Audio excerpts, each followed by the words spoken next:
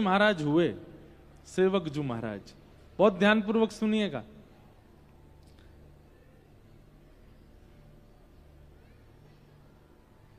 सेवक जू के चरित्र में एक बहुत सुंदर कथा आती है। देखिए, बहुत ध्यान से सुनिएगा, बहुत बड़ी एक रहस्यात्मक बात है। हमने लिख रखी है एक जगह, इसलिए हम वहीं से देख के बताएंगे। तो श्री सेवक जू महाराज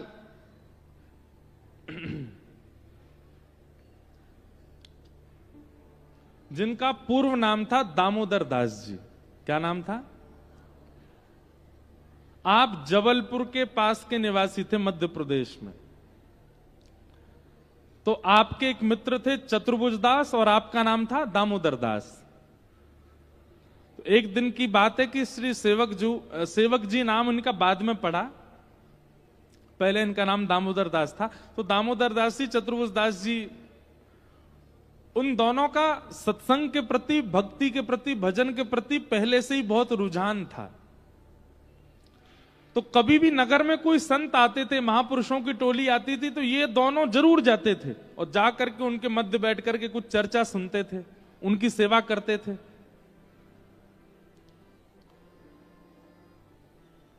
एक बार वृंदावन के कुछ संतों की टोली आई और ये दोनों जाकर के चुपचाप बैठ गए, उनकी सबकी चर्चा सुनने लगे। तभी उन महापुरुषों ने ऐसे निकुंज रस का भाव कहा। निकुंज रस किसको कहते हैं? जहां पर रास विलास, जहां पर प्रिया प्रियतम की अंतरंग चर्चाएं, जहां पर मान लीला, दान लीला आदि आदि लीलाओं का चर्चा का प्राकट्य प्रादुर्भाव होता हो, विशेष रूप से रास का भाव जहां प्रकट होता हो, उसको निकुंज लीला कहते हैं।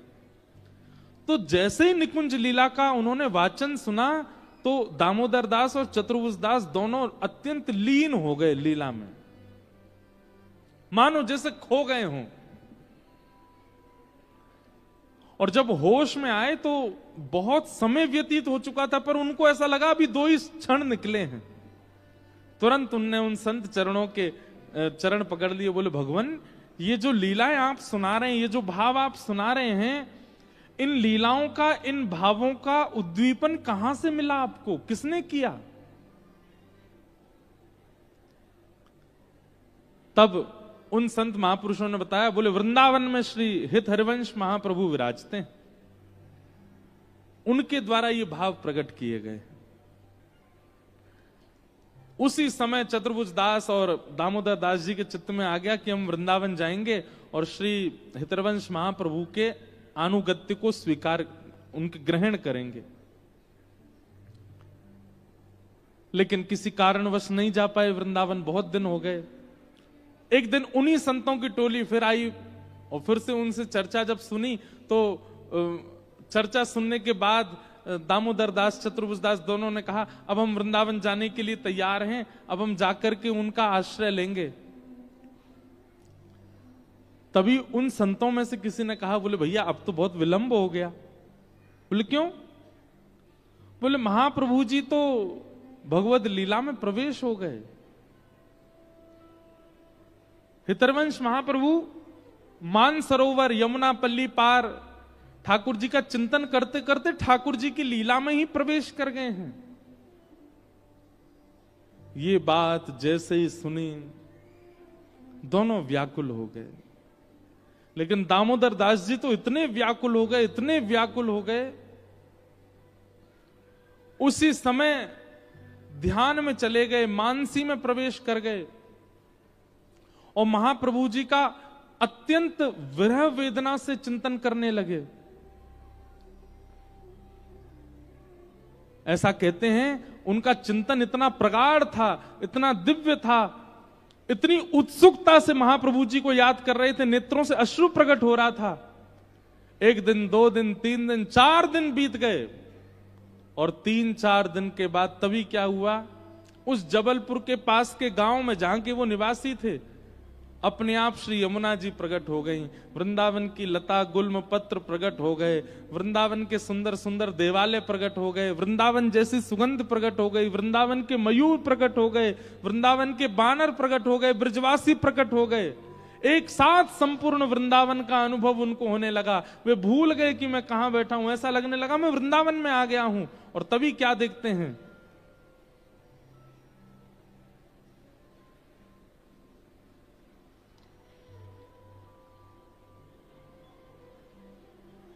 बिस्कुट आए हैं, चाय भी आ गई, बिस्कुट भी आ गए।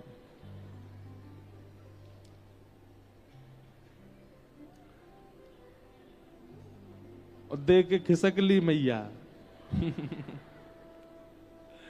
बड़े भोले लोग हैं भैया। क्या बता रहा था मैं, हैं? वृंदावन। हाँ, नहीं, दामोदर दास जी का वृंदावन प्रकट हुआ। ऐसे हम भूल जाते हैं कथा।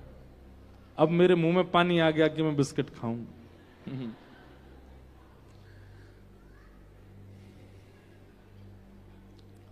सब कुछ वहीं प्रकट हो गया। और तभी ऐसा पहले भी कई महापुरुषों के साथ हो चुका है और आज भी हुआ है। मैंने एकादों के दर्शन किए हैं जिनके गुरु शरीर से नहीं है, लेकिन फिर भी उन्हीं गुरु से उनको दीक्षा प्राप्त हुई। हितरवंश महाप्रभु प्रकट हो गए, प्रकट होकर कहने लगे, अरे क्यों रोते हो, क्यों इतने व्याकुल हो रहे हो, क्यों इतने विरह भाव में? बोले, आप मुझे बिना अपना अनुगत्य दिए अपनी लीला में प्रवेश नहीं हो सकते। आपसे मेरी प्रार्थना है, पहले मुझे अपना अनुगत्य प्रदान कीजिए। महाप्रभु श्री हितरवंश जी ने सदेह प्रकट होकर के और दामोदर दास जी को कृपा पात्रता प्रदान की, उनको दीक्षा प्रदान की।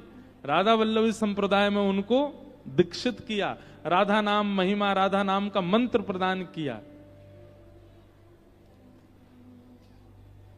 ऐसा संभवतः उस काल में पहली बार हुआ था कि गुरुजी सशरीर पृथ्वी पर नहीं है, लेकिन शिष्य के आर्त भाव से, शिष्य के प्रेम भाव से गुरुजी को आना पड़ा और आकर के दीक्षा देनी पड़ी।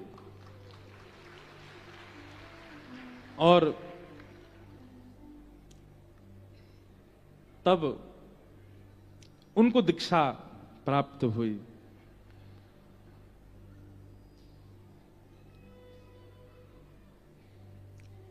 तब उन्होंने महाप्रभु जी के वर्णन में सेवक वाणी का संकलन किया।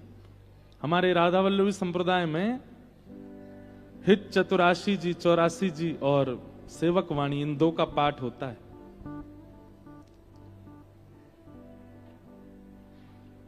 सेवक जी के इस पूरे महत्व को जब श्री वृंदावन में हितरवंश महाप्रभु के पुत्र वनचंद्र जी ने जब सुना, तो वनचंद्र जी ने संकल्प लिया कि जब सेवक जी वृंदावन आएंगे तो मैं खूब सारे रत्न, खूब सारे आभूषण, खूब सारे, जैसे नंदोत्सव पर रत्न लुटाए गए थे ऐसे लुटाऊंगा जिस दिन सेवक जी आएंगे। इतनी सुंदर लीला है, मुझे आज अचानक याद आ गई है। सेवक जी जब पहली बार वृंदावन आए तो कैसी लीला घटी। श्री राधा वल्लभ लाल जी खड़े थे और वनचंद्र जी उनकी सेवा श्रृंगार कर रहे थे, आरती कर रहे थे। तो सेवक जी जब वृंदावन आए तो सेवक जी ऐसा रूप धारण करके आए, रज आदि लगा करके, बिल्कुल सामान्य से वस्त्र धारण करके कि कोई पहचान ना ले, क्योंकि उनको पता चल गया था कि वृंदावन में ऐसी घोषणा हुई है, जिस दिन मैं वृंदावन जाऊंगा उस दिन राधा वल्लभ जी के रत्न कोष से रत्न लुटाए जाएंगे। उनको इस बात की उनको अच्छा नहीं लग रहा था कि मेरे जाने से ऐसा नहीं होना चाहिए, मैं तो एक सामान्य सेवक हूं। तो सेवक जी जैसे ही वृंदावन आए, कोई उनको पहचाना नहीं। राधा वल्लभ जी के मंदिर में आके इतनी भीड़ में ही आके खड़े हो गए, तब भी उनको कोई नहीं पहचाना। सेवक जी बोले, अच्छा कोई पहचाने ना, हम चुपचाप दर्शन करके चले यहां से। वृंदावन श्री वनचंद्र जी राधा वल्लभ जी की सेवा कर रहे थे, तभी राधा वल्लभ जी अपने नैन की ये पुतलियां हिलाने लगे ऐसे ऐसे। तो वनचंद जी ने पूछा, जय जय क्या हुआ? तो ठाकुर जी इशारा करके ऐसे बताने लगे, देखो कोई खड़ा है पीछे। और ठाकुर जी ने अपने नेत्रों के इशारे से बताया। जैसे ही वनचंद जी ने पीछे देखा, कहां? तो ठाकुर जी ऐसे नेत्र हिलाने लगे, वहां वो देखो पीछे खड़े हैं, वही हैं सेवक जी, इनका जिनके लिए तुमने घोषणा की थी। तुरंत वनचंद्र जी गए, जाकर के सेवक जी को हृदय से लगाया। सेवक जी बोले, आप मुझे कैसे पहचान गए? तब वनचंद्र जी के नेत्र सजल हो गए, बोले कि भैया, किसी का रूप उसकी पहचान होता है, किसी के गुण उसकी पहचान होते हैं, किसी की वाणी उसकी पहचान होती है, किसी का ज्ञान उसकी पहचान होती, पर आपकी पहचान तो राधा वल्लभ जी करा रहे हैं, आपकी पहचान तो राधा वल्लभ जी बता रहे। बोले ये खड़े सेवक जी। ऐसे श्री सेवक जी हुए। और फिर सेवक जी ने कहा, देखिए मैंने सुना है कि आपने घोषणा की थी कि मेरे आने पर आप राधा वल्लभ जी के रत्न कोष को लुटाएंगे। ऐसा मत कीजिए, राधा वल्लभ जी के रत्नों को, आभूषणों को आप इस प्रकार मत कीजिए। बोले अब हम घोषणा तो कर चुके हैं, कुछ तो करना पड़ेगा। बोले ठाकुर जी पर चढ़े हुए आभूषणों को मत कीजिए, मैं कोई इतना बड़ा व्यक्ति नहीं हूं, मैं कोई ऐसा नहीं हूं मेरे लिए आप ये करें। हाँ, आपने अगर घोषणा कर दी है तो फिर इसके प्रति कोई और लड्डू लुटा दीजिए आदि। तो बोले नहीं नहीं, रत्न ही लुटाने हैं। तो कहते हैं वनचंद्र जी ने नए रत्न बनवाए, अमनिया। अमनिया किनको कहते हैं? जो ठाकुर जी को अभी पधराए नहीं गए उनको अमनिया कहते हैं। अमनिया रत्नों को लुटाए। लेकिन ऐसे श्री सेवक जी महाराज। ये बात हमने क्यों बताई? महापुरुषों के प्रत्यक्ष दर्शन हो, सामने बैठ के दर्शन हो, उनको प्रणाम करने को मिले, उसी से ही आपको आशीष मिलता है। नहीं, महाप्रभु शरीर से नहीं थे, फिर भी दामोदर दास जी को दीक्षा देकर के सेवक जी बना दिया। ये बात श्रीमद् भागवत में लिखी है। येषाम संस्मरणात् पुंसाम शुद्ध्यन्ति वैगृहा किम पुनर्दर्शन स्पर्श पाद शौचासनादि भी। घर बैठ के आपके चिंतन में प्रगाढ़ता होनी चाहिए, आपके चिंतन में तत्परता होनी चाहिए। आपके गुरु तो जहां बैठे हो वहीं प्रकट हो जाएंगे, वहीं दर्शन दे देंगे। चाहे आपके स्वप्न में दर्शन दें, चाहे आपके अनुभव में दर्शन दें। कई लोग हमसे कहते हैं आप दीक्षा क्यों नहीं दे रहे हमको? हम सोचते तो हैं कि हम देंगे, पर हमको बहुत डर लगता है गुरु बनने में। हमको लगता है हम कथा वक्ता ही ठीक हैं।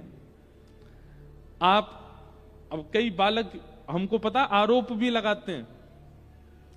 बोले आपको आरोप है। मैंने क्या आरोप है? बोले हमको कथा सुना करके कृष्ण भक्त बना दिया, और जब हम कह रहे हैं कि हमारा हाथ पकड़ लीजिए तो आप हमको दीक्षा नहीं दे रहे हो। हमें कृष्ण भक्ति सिखाई ही क्यों जब आपको दीक्षा नहीं देनी थी? कई लोग ऐसे आरोप भी देते हैं। हमारे पूज्य पिताजी महाराज तो कई बार नाराज हो जाते हैं हमसे, परंपरा क्यों नहीं संभाल रहे हो। पर हम ऐसा नहीं है कि हम नहीं करेंगे, पर अभी हमको अपने मन से तो भाव आवे, हमारे लाल जी आज्ञा तो करें। वास्तव में बताएं, चेला बनने में जितना सुख है, गुरु बनने में सुख नहीं है। हमारे बाल बाबा महाराज कई बार अस्वस्थ रहते हैं, लेकिन फिर भी यहां देखो कितनी भीड़ लगी रहती है। कई बार बेचारे स्वयं कथा नहीं सुन पाते। क्यों? इतने सब भक्तजन, इतने वैष्णव जन लगे रहते हैं आगे पीछे। और हम लोग, आप लोग देखो कितने आनंद से कथा सुनते हैं। पूरी योजना बनाई महाराज जी ने, महाराज जी नहीं सुन पाते। क्यों? गुरु हैं। लेकिन आज एक बहुत विशेष दिन है महाराज जी। हमारे पूज्य पिताजी महाराज को आज 50 वर्ष पूरे हुए हैं कथा करते हुए। आज ओरई में जहां पिताजी की कथा चल रही है, वहां उत्सव मनाया जा रहा है। दिल्ली में उत्सव मनाया जा रहा है, वृंदावन में उत्सव मन रहा है। हम लोग भी यहां ऊना में मनाएंगे। आज नंदोत्सव मनेगा। देखो, एकमात्र ऐसे भागवत के वक्ता हैं जिन्होंने कई वक्ताओं को 50-60 वर्ष हो चुके हैं, पर एकमात्र ऐसे वक्ता हैं जिन्होंने 50 वर्षों में इतनी कथाएं कर ली। जैसे किसी से नाप तोल नहीं है, लेकिन जैसे हमारे क्रिकेट में सचिन तेंदुलकर के रन इतने ज्यादा हैं कि कोई पकड़ ही नहीं सकता, ऐसे ही कथा वक्ताओं में, भागवत में हमारे पूज्य पिताजी की इतनी कथाएं हो गई हैं कि एक जन्म में तो वो संभव नहीं इतनी करना, जितनी उनकी कथाएं हो चुकी हैं। तो आज इस प्रांगण को भी कई बार पिताजी की वाणी का लाभ मिला है। और हमें पिताजी महाराज बताते हैं कि उन्होंने उस वाले पीछे वाले प्रांगण में भी कथा की है, वहां भी कथा की, यहां भी की, बहुत वर्षों से। और हम पिताजी महाराज की आज्ञा से ही कथा करने आते हैं ऊना में। हमारे महाराज जी से बहुत स्नेह है पूज्य पिताजी का।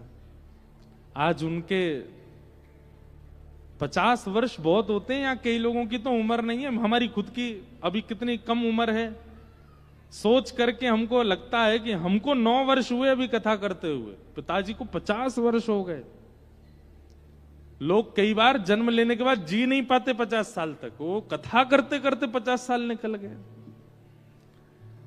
कभी कभी हमें लगता है कि 50 वर्ष तक इतना भागवत को गाया, इतना भागवत को गाया, वो अगर कुछ कह देंगे तो वो काम हो ही जाएगा। हम तो अपने पिताजी से एक ही बात कहते हैं कि पिताजी आप बस एक ही बात कह दिया करो, मैं सदा गिरधर को, गिरधर सदा मेरे, बस आप कह देंगे तो हो जाएगा। ऐसे पूज्य गुरुदेव भगवान को आज 50 वर्ष कथा करते हुए हैं। हमारे पूज्य बाल बाबा महाराज और समस्त ऊना वासियों की ओर से, और यहाँ के सब भक्तों की ओर से पूज्य गुरुदेव भगवान को बधाई हो। ऐसी रूखी बधाई नहीं चाहिए, जोर की दो, बधाई हो, बधाई हो, बधाई हो। तो आपके निष्ठा में, आपके संकल्प में, आपके चिंतन में प्रगाढ़ता हो तो गुरु चाहे कहीं हो प्रकट हो जाएंगे सामने, चिंतन में प्रकट हो जाएंगे, स्वप्न में प्रकट हो जाएंगे। ये शाम संस्मरणात् पुंसा।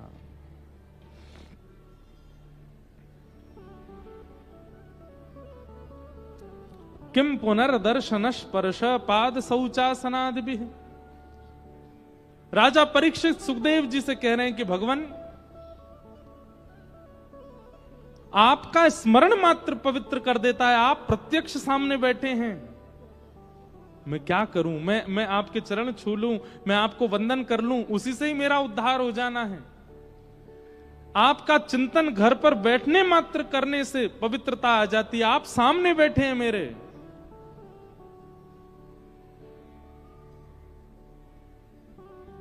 तुम सामने हो मेरे,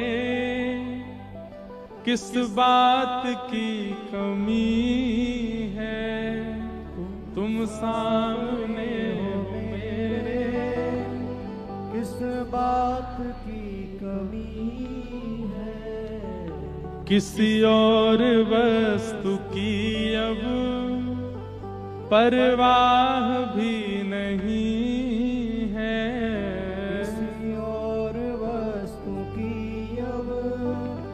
परवाह भी नहीं है।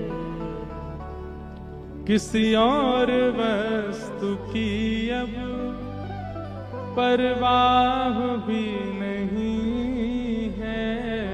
किसी और वस्तु की अब परवाह भी नहीं है।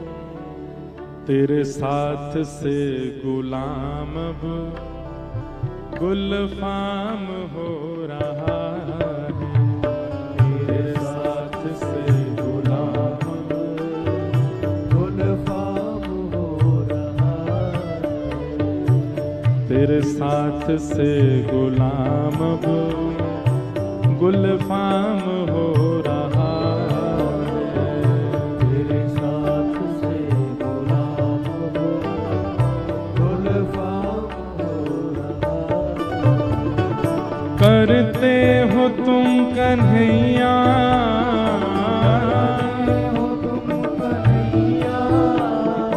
करते हो तुम कन्हैया,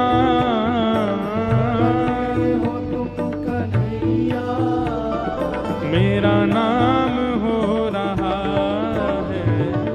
मेरा आपकी कृपा से सब काम हो रहा है।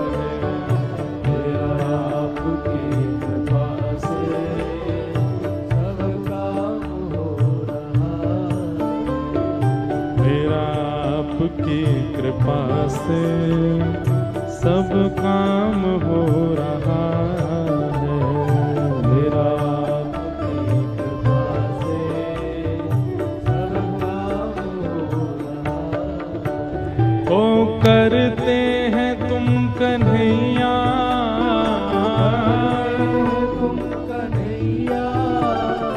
करते हो तुम कन्हैया,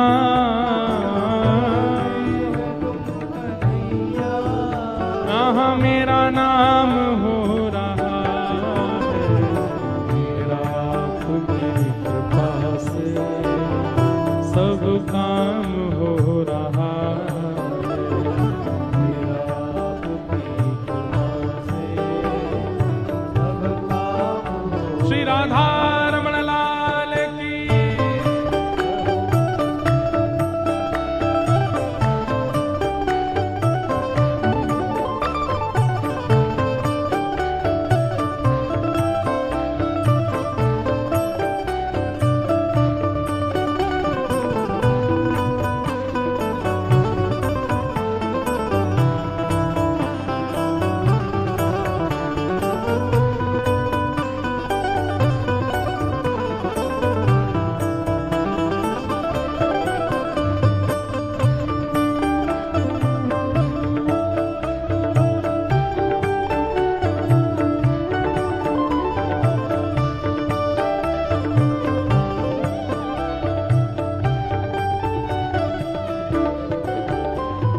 मैं तो नहीं हूँ काबिल, तेरा पार कैसे पाऊं। मैं तो नहीं हूँ काबिल, तेरा पार कैसे पाऊं। हाँ मैं तो नहीं हूँ काबिल, तेरा पार कैसे पाऊं। मैं तो नहीं हूँ काबिल, तेरा पार कैसे पाऊं। यहाँ टूटी हुई वाणी से गुणगान कैसे गाऊं। टूटी हुई वाणी से गुणगान कैसे गाऊं। यहाँ टूटी हुई वाणी से गुणगान कैसे गाऊं। टूटी हुई वाणी से गुणगान कैसे गाऊं। तेरी ही प्रेरणा से, तेरी ही प्रेरणा से ये कमाल हो रहा है। तेरी ही प्रेरणा से ये कमाल हो रहा है। करते हो तुम कन्हैया,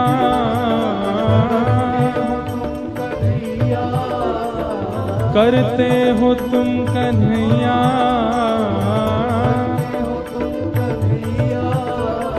मेरा नाम हो रहा है। मेरा आपकी कृपा से सब काम हो रहा है।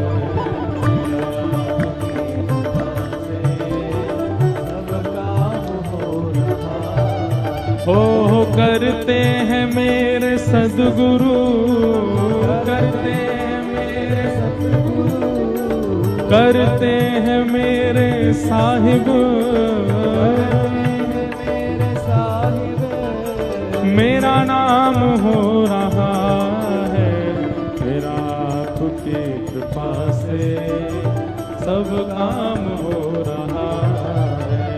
मेरा आपकी कृपा से सब काम हो रहा। बोलो सद्गुरुदेव भगवान की।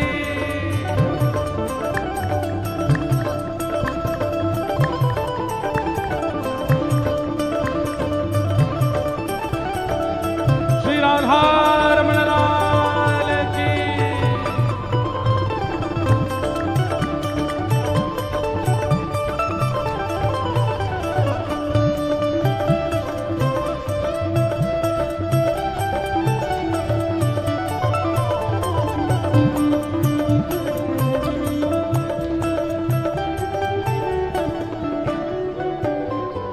पतवार के बिना भी मेरी नाव चल रही है। पतवार के बिना भी मेरी नाव चल रही है। हैरान है जमाना मंजिल भी मिल रही है। हैरान है जमाना, मंजिल भी मिल रही है। यहाँ हैरान है जमाना, मंजिल भी मिल रही है। हैरान है जमाना, मंजिल भी मिल रही है। करता नहीं हूँ कुछ भी, करता नहीं हूँ कुछ भी, सब काम हो रहा है।